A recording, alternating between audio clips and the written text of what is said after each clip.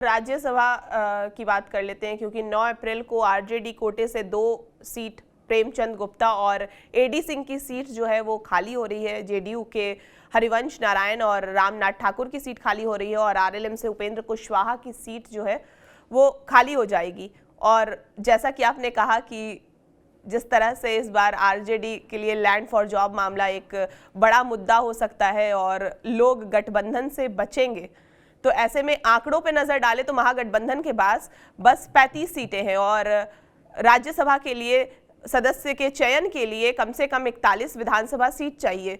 तो ऐसे में 4 सीट तो ठीक है, चलिए एनडीए के खाते में होगी, 202 सीटें हैं क्योंकि उनके पास, तो 4 राज्यसभा की सीट तो एनडीए के खाते में हो जाएगी। महागठबंधन के खाते में बस 35 सीटें हैं। तो कहा जा रहा था कि ओवैसी, बीएसपी और आईपी गुप्ता के साथ गठबंधन कर सकते हैं, तेजस्वी यादव, या महागठबंधन के साथ ये तीनों लोग आ सकते हैं। क्या मुश्किलें क्या आएंगी, पहले आप ये बताइए, उसके बाद हम आगे हरिवंश नारायण की भी भूमिका पर आगे बात करेंगे। देखिए, आपने ठीक कहा मैत्री जी कि जो राज्यसभा का जो चुनाव है 4 सीटों पर तो कोई कंफ्यूजन नहीं है, सीट है 5वीं। अब देखिए 41 सीटों पर एक राज्यसभा का चुनाव होना है। अगर आप संख्या की बात करिए तो अगर एनडीए अगर चाहे तो 5वीं सीट पर भी कब्जा कर सकता है, बस 3 सीटें कम हो रही है। हाँ, 202 का बहुमत है उनके पास 205 चाहिए और 205 चाहिए, तो बस केवल 3 सीटों का ही शॉर्टेज है। डिफरेंस है। हाँ, आपने जिक्र भी कर दिया बातचीत में आईपी गुप्ता का, अकेले विधायक हैं अपनी पार्टी के, बसपा के एक ही विधायक जीते हैं, एक काक का जुगाड़ तो हो ही जाता है।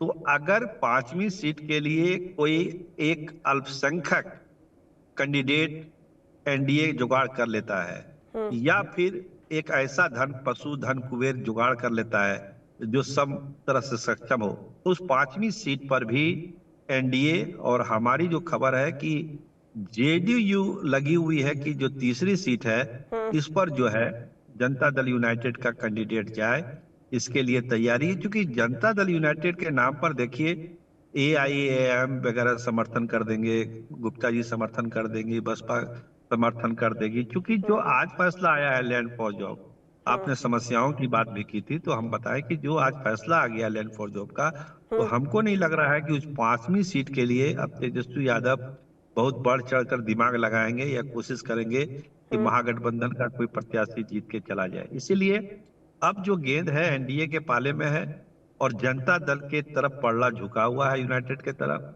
जनता दल यूनाइटेड अगर ढंग से अपनी गोटियां बिछाए और एक अच्छा कैंडिडेट, 2 ही क्राइटेरिया है, या तो वो धन पशु हो या फिर अल्पसंख्यक हो। अल्पसंख्यक के नाम पर एआईएमएम मना नहीं कर पाएगी अगर कोई अल्पसंख्यक कैंडिडेट आता है, और नहीं तो फिर जो खेल होता है राज्यसभा का, आप जानते हैं, क्योंकि इसमें तो क्रॉस वोटिंग हो सकती है, इसमें तो कोई बाध्यता है नहीं, किसी की मान्यता नहीं जाती है, सदस्यता नहीं जाती है, तो वो खेल भी खुला हुआ रहेगा। इसीलिए हम 2 शर्तें कर रहे हैं।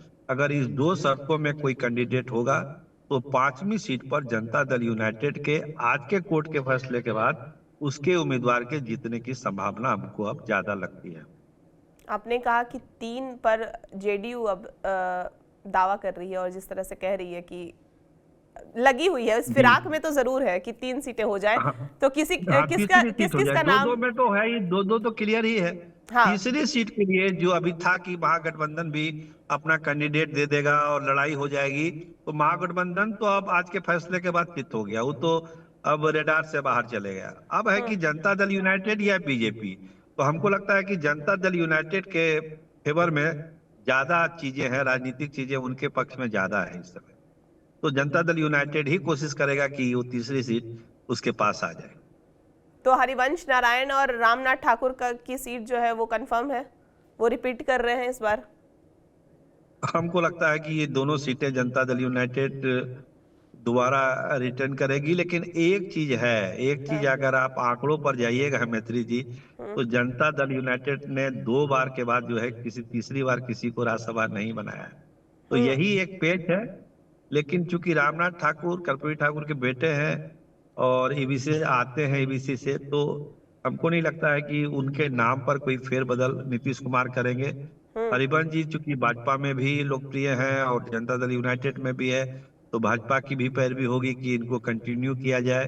तो ये 2 टर्म वाला लगता है नियम थोड़ा शिथिल किया करेगा इस बार जनता दल यूनाइटेड, और अपना हाँ, सारा दिमाग जो है वो तीसरी सीट के लिए लगाएगा कि वो तीसरी सीट पर वो किसको भेज सकता है। क्योंकि जेडीयू के कई अपना नेता का ये मानना है, जो आपने कहा कि 2 कार्यकाल के बाद तीसरा कार्यकाल अपवाद के रूप में ही पार्टी में देखा जाता है।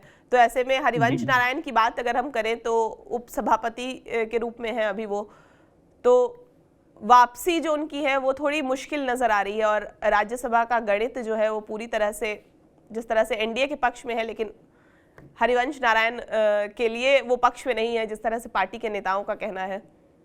देखिए, एक चीज देखिए मानिए मैत्री जी कि हरिवंश जी, बीजेपी के लोग भी उनको पसंद करते हैं। जिस तरह से वो सभापति के तौर पर उनका अभी तक का कार्यकाल रहा है, भाजपा को कभी कोई दिक्कत नहीं आई, ना भाजपा ने कभी आपत्ति जताई है। तो हमको लग रहा है कि भाजपा भी इस पक्ष में होगी और नीतीश कुमार को जरूर ये कहेगी कि हरिवंश जी को कंटिन्यू किया जाए, क्योंकि अभी तो लंबा चलना है सदन, और इस बार बड़ा गहमा गहमी भी रहता है राज्यसभा में, तो वो चाहेंगे कि एक मंझा हुआ आदमी ही उसको कंटिन्यू करे।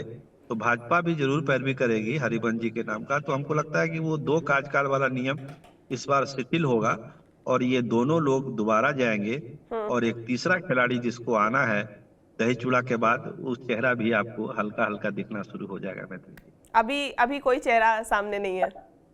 देखिए, अभी कुछ नामों की चर्चा है, ऐसा नहीं है कि अभी कुछ नामों की चर्चा नहीं है। देखिए, 2 नाम जो अभी चर्चा में है वो हम आपको बताएं, ये किंग महेंद्र, जिनके भाई भोला शर्मा है। हम्म जो किंग महेंद्र तो लगातार राज्यसभा में थे, तो उनके जो भाई भोला शर्मा है वो दौड़ में है।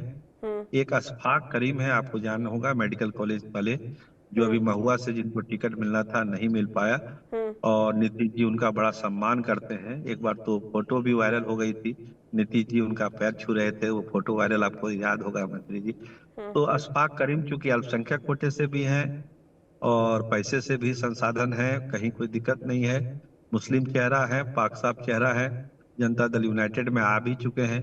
तो अशफाक करीम के नाम पर जो भी विचार अभी चल रहा है, लेकिन दही चूड़ा के बाद इसमें कुछ नाम और जुड़ेंगे। अभी 2 नामों की मैंने चर्चा की आपसे, भोला शर्मा और अशफाक करीम का, लेकिन कुछ और नाम जो है वो दही चूड़ा के बाद आपको सुनने को मिलेगा।